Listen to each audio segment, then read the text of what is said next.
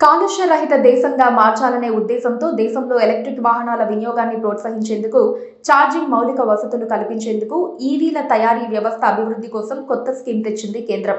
ఈ మేరకు 10,900 కోట్లతో పీఎం ఈ డ్రైవ్ పథకాన్ని మంగళవారం ప్రారంభించింది. ఈ స్కీమ్ ద్వారా స్కూటర్లు, బైకులకు 10,000 రాయితీ అందిస్తోంది. ఆటోలకు గరిష్టంగా 25,000 వరకు సబ్సిడీ రానుంది. దేశంలో ఎలక్ట్రిక్ వాహనాలకు క్రమంగా ఆదరణ లభిస్తోంది.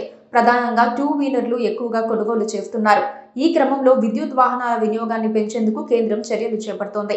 ఎలక్ట్రిక్ వాహనాల వాడకాన్ని పెంచడం, ఛార్జింగ్ వసతులు, ఈవీల తయారీ వ్యవస్థ అభివృద్ధికి ఊతమిచ్చేందుకు కేంద్ర ప్రభుత్వం కొత్త స్కీమ్ ప్రారంభించింది. 10,900 కోట్లతో పీఎం ఈ డ్రైవ్ పథకాన్ని మంగళవారం ఆవిష్కరించింది.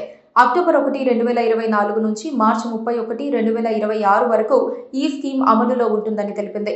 ఈ ఏడాది ఏప్రిల్ 1 నుంచి సెప్టెంబర్ 30 వరకు అమలైన ఈఎంపీఎస్ 2024 స్కీమ్ స్థానంలో తీసుకొచ్చింది.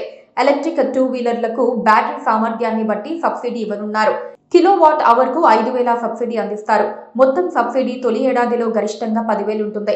రెండో ఏడాది కిలోవాట్కు 2,500, మొత్తంగా 5,000 సబ్సిడీ మించకూడదు. ఇక త్రిచక్ర వాహనాలకు మొదటి ఏడాదిలో 25,000 సబ్సిడీ వస్తుంది. రెండో ఏడాదిలో 12,500 ప్రోత్సాహకాలు అందుతాయి. L5 విభాగంలో అంటే గూడ్స్ విభాగం త్రిచక్ర వాహనాలకు తొలి ఏడాదిలో 50,000, రెండో ఏడాదిలో 25,000 చొప్పున సబ్సిడీ ఇస్తారు.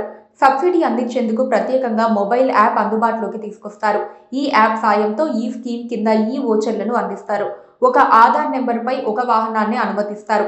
వెహికల్ కొన్న వెంటనే పోర్టల్లో ఆధార్ ఆధారిత ఈ వోచర్ జనరేట్ చేస్తారు. దానిపై సంతకం చేసి డీలర్కు అందించాలి.